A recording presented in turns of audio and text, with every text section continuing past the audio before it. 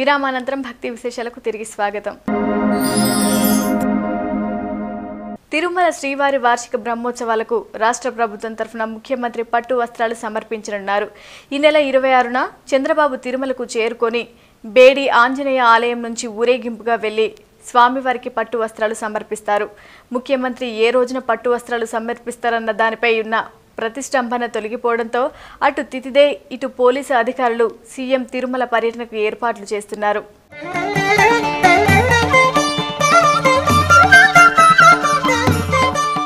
తొమ్మిది రోజుల పాటు నిర్వహించే బ్రహ్మోత్సవాలకు టీటీడీ అంగరంగ వైభవంగా ఏర్పాట్లు చేస్తోంది.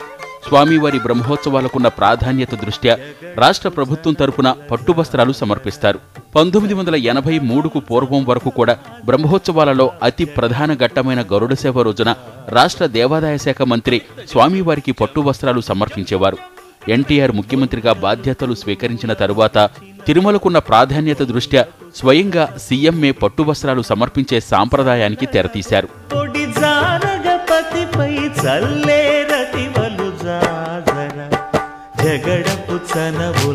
అప్పటి నుండి ఇప్పటి వరకు రాష్ట్ర ముఖ్యమంత్రి స్వామివారికి పట్టు వస్త్రాలు సమర్పిస్తున్నారు.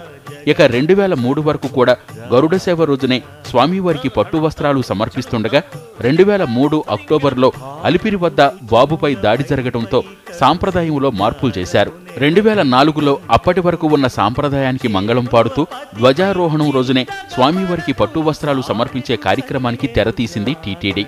గరుడ సేవ రోజున లక్షలాది మంది భక్తులు తిరుమలకు తరలివస్తారని, అదే రోజున సీఎం పర్యటన ఉంటే భద్రతాపరమైన సమస్యలతో పాటు భక్తులకు ఇబ్బంది కలుగుతుందని అప్పటి సీఎంను ఒప్పించడంతో నూతన సాంప్రదాయం తెరపైకొచ్చింది.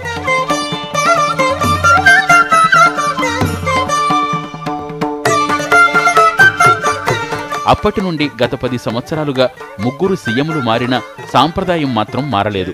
ఇక ఈ ఏడాది రాష్ట్ర విభజన జరగటం, ఆంధ్రప్రదేశ్లో తిరిగి చంద్రబాబు ముఖ్యమంత్రి కావడంతో స్వామివారికి పట్టు వస్త్రాల సమర్పణ ఏ రోజు జరుగుతుందన్న అంశం తెరపైకొచ్చింది. సీఎం గారి కన్వీనియన్స్ ప్రకారం ముందే అడ్వాన్స్ ఇన్ఫర్మేషన్ ఇచ్చాం కాబట్టి 26 నుంచి 4వ తారీఖు దాకా ఈ బ్రహ్మోత్సవాలు జరుగుతాయి కాబట్టి వారి కన్వీనియన్స్ ప్రకారము కొన్ని స్ట్రాటజిక్ థింకింగ్ కూడా చేసి ఒక డేట్ సీఎం గారితో కన్సల్ట్ చేసి ఫైనలైజ్ చేస్తారు. మరోవైపు కొద్ది రోజుల క్రితం స్వామివారి దర్శనార్థం తిరుమలకు విచ్చేసిన చంద్రబాబు సతీమణి భువనేశ్వరికి ఆలయ అర్చకులు ముఖ్యమంత్రి హోదాలో చంద్రబాబు గరుడ సేవ రోజున పట్టు వస్త్రాలు సమర్పించడం సముచితమని సూచించినట్లు ప్రచారంలోకి వచ్చింది.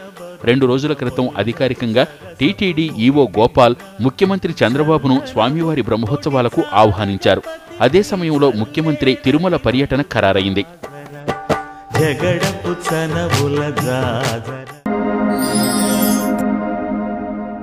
ముందు ఇంటిని చక్కదిద్దుకొని తర్వాత ఊరిని సరిదిద్దామన్నారు పెద్దలు. కానీ టీటీడీ మాత్రం ఇంటిని గాలికి వదిలేసి ఊరిని సరిదిద్దే పనిలో పడింది. శ్రీవారి వార్షిక బ్రహ్మోత్సవాలకు పట్టుమని 10 రోజులు కూడా సమయం లేకపోయినా ఇప్పటి వరకు తిరుమల కొండపై వార్షిక బ్రహ్మోత్సవాల పోస్టర్లు కనిపించని పరిస్థితి.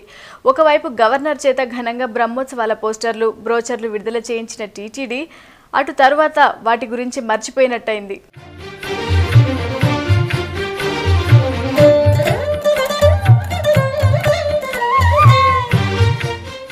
స్వామివారి వార్షిక బ్రహ్మోత్సవాలను ప్రత్యక్షంగా తిలకించేందుకు దేశవ్యాప్తంగా లక్షలాది మంది భక్తులు తిరుమలకు చేరుకుంటారు. ఒక్క గరుడ సేవ రోజునే 5 లక్షల మంది భక్తులు తిరుమలకు చేరుకుంటారంటే స్వామివారి బ్రహ్మోత్సవాలకు ఉన్న ప్రాధాన్యత తెలియజేస్తోంది.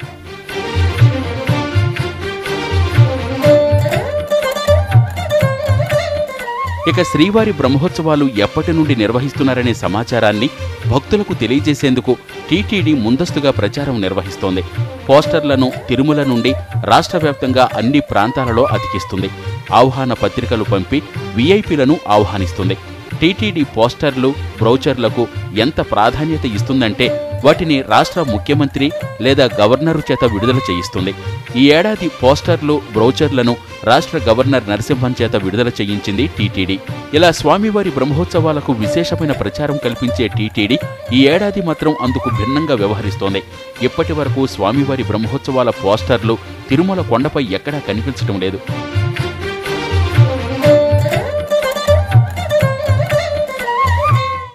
ఇంతకుముందు ప్రతి సంవత్సరం బ్రహ్మోత్సవాల టైంలో ఒక నెల ముందు వాల్ పోస్టర్లు, బస్సులకి అంటించడాలు, స్టిక్కర్లు, ప్రచారం చేయడాలు టీవీలలో ఎక్కువసేపు చూపిస్తుంది.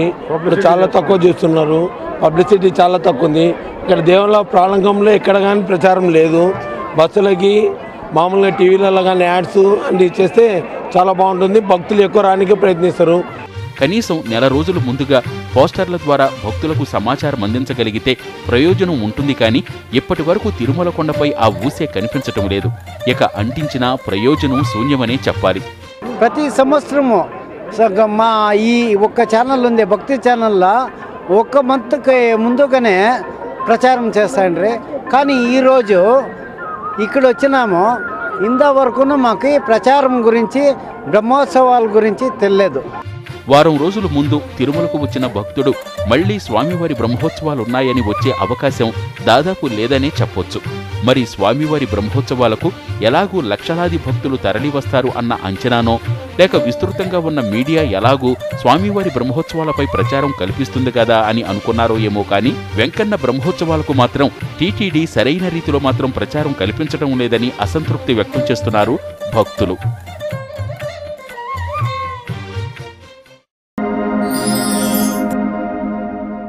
తిరుమలలో రోజురోజుకు పెరుగుతున్న ట్రాఫిక్ను దృష్టిలో పెట్టుకుని జీఎన్సీ టోల్గేట్ ప్రాంతాన్ని విస్తరిస్తున్నామని జేఈఓ శ్రీనివాసరాజు అన్నారు. గత కొన్ని నెలలుగా ఈ ప్రాంతంలో తరచూ ప్రమాదాలు సంభవిస్తుండటంతో టీటీడీ అధికారులు దిద్దుబాటు చర్యలు చేపట్టారు. ఈ సందర్భంగా టీటీడీ ఇంజనీరింగ్, విజిలెన్స్, పోలీసు ఉన్నత అధికారులతో కలిసి స్థానిక అన్నమయ భవన్లో సమీక్షా సమావేశం నిర్వహించారు.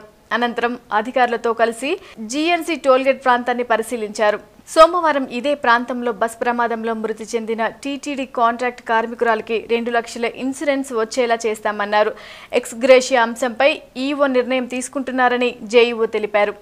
మన తిరుమల భక్తుల రద్దీ పెరుగుతున్న కొద్దీ వాహనాల సంఖ్య కూడా అధికంగా అవుతున్నది. కాబట్టి గడిచిన 3 సంవత్సరాలుగా మనము ఔటర్ రింగ్ రోడ్డుగా పిలువబడుతున్నటువంటి 4 భాగాలు కల తిరువెంకట పదాన్ని ప్రణాళికాబద్ధంగా నిర్మించుకుంటున్నాము.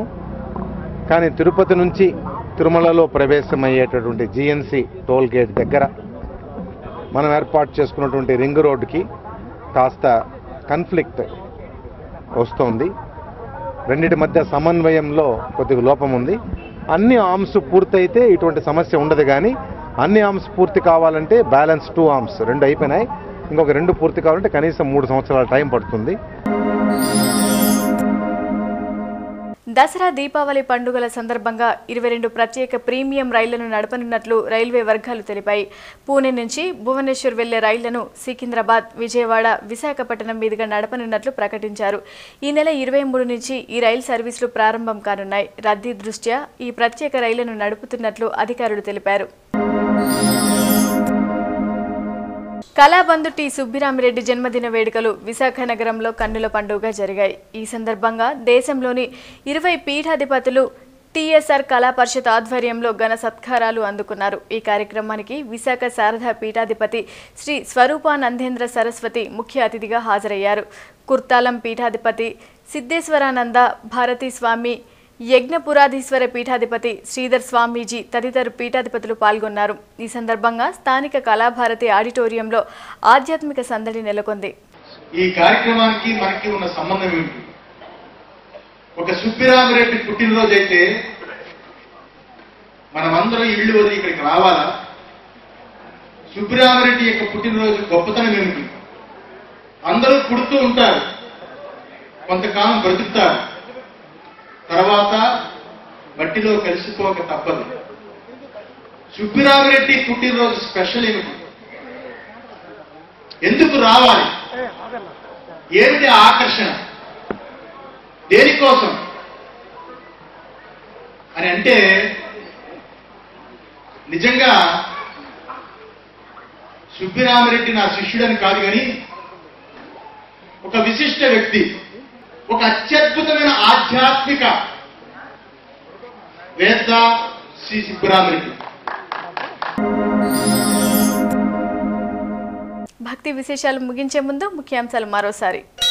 వైభవంగా వెంకటగిరి పోలేరమ్మ జాతర ప్రారంభం. 2 రోజుల జాతరకు పోటెత్తుతున్న భక్తజనం.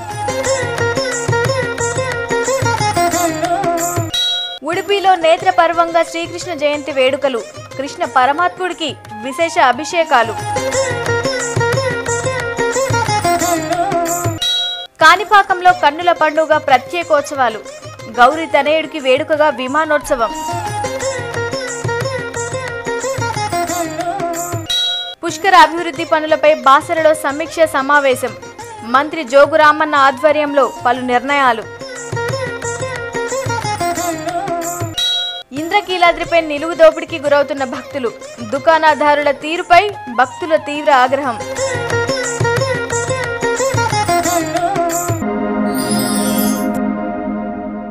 ఇవి ఈనాటి భక్తి విశేషాలు. తదుపరి ఆధ్యాత్మిక వార్తావాహినిలో మళ్ళీ కలుద్దాం. అంతవరకు సెలవు. నమస్కారం.